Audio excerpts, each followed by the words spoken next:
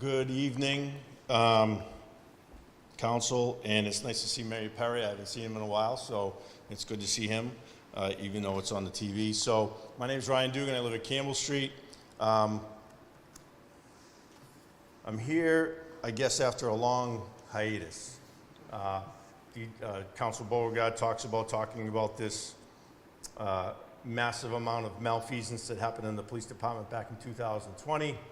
Some of us, a couple of us that usually sat back there, talked about it in 2018. So although you might have been a little late to the game, you're still in the game. We appreciate it.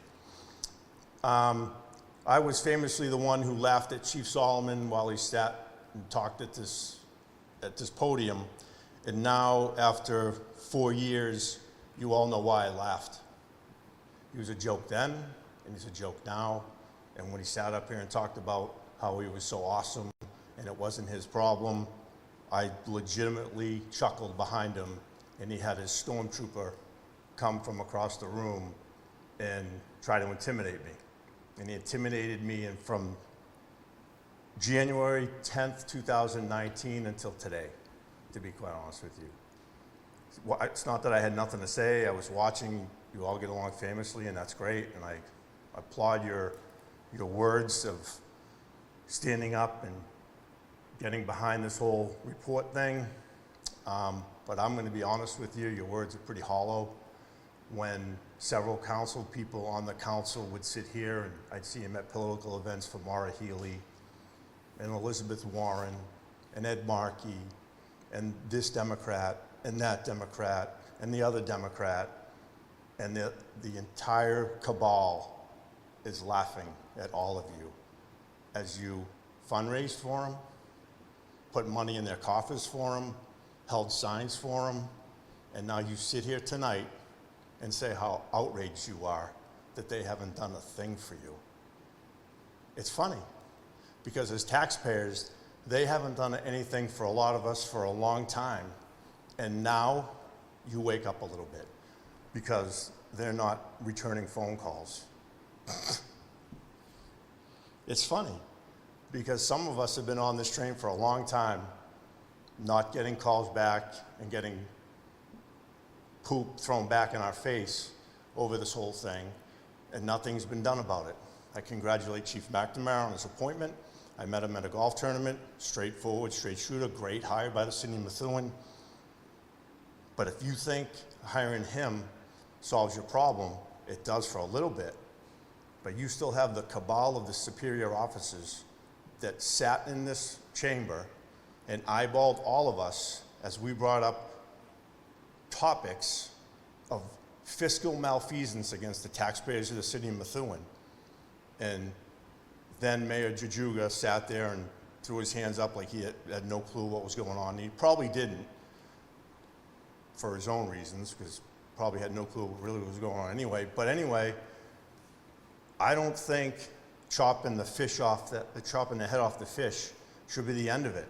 I think the city council should take up another motion for another report to look into the superior officers that knew malfeasance was going on in the department and will use fear as an excuse not to say anything and stand up to the power structure that was in Methuen and are still there. Sorry, I'm poking the bear again. I get it. But they're still employed, and as a public that is based on trust, and I'm all about law and order. I am not even close to defund police. Fund them 3 times over. I have no problem with that.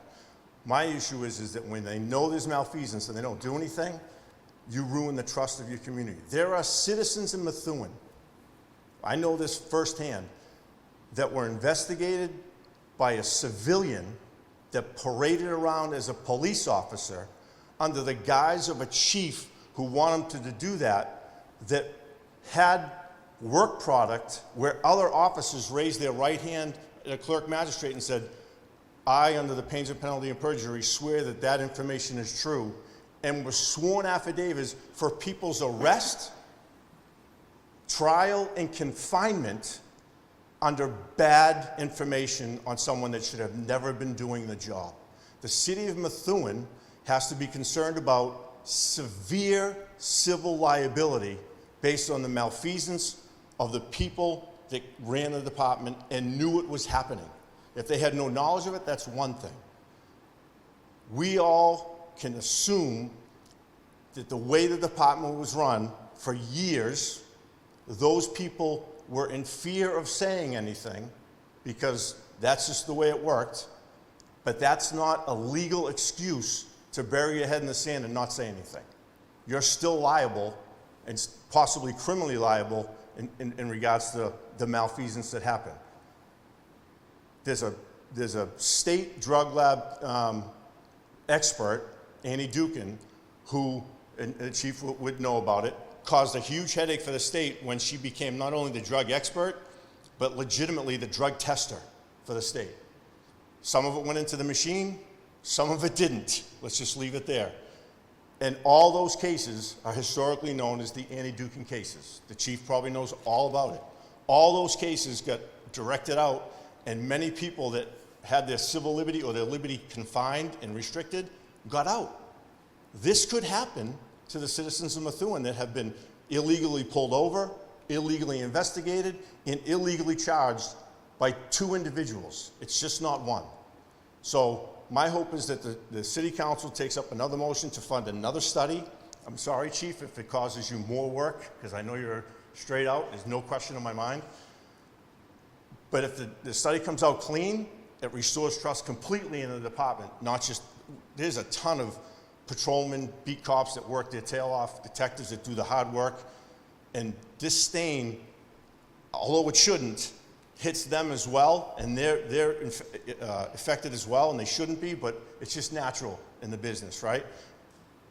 If the study gets approved and the funding goes through and it's clean, then everyone's all set, not just the beat cop, but the superior officers. My hope it is, but I gotta be honest with you, with everything that went on, there's a lot of stuff that doesn't just add up. And that goes back to the report that was filed on me in January 10th of 2019, which is completely erroneous.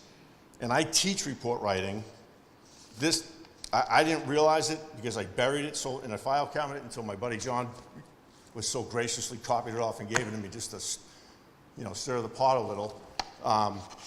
But my hope is that the city at one point can move forward, but it has to start with you all and stop backing the same people time and time and time again. They haven't done anything for us. They don't. They still haven't. So I hope you look in the mirror and say, you know what? I got to move my vote, because you can talk about it. The power's at the ballot box. That's the bottom line. I appreciate your time, and thank you for letting me probably go over my time.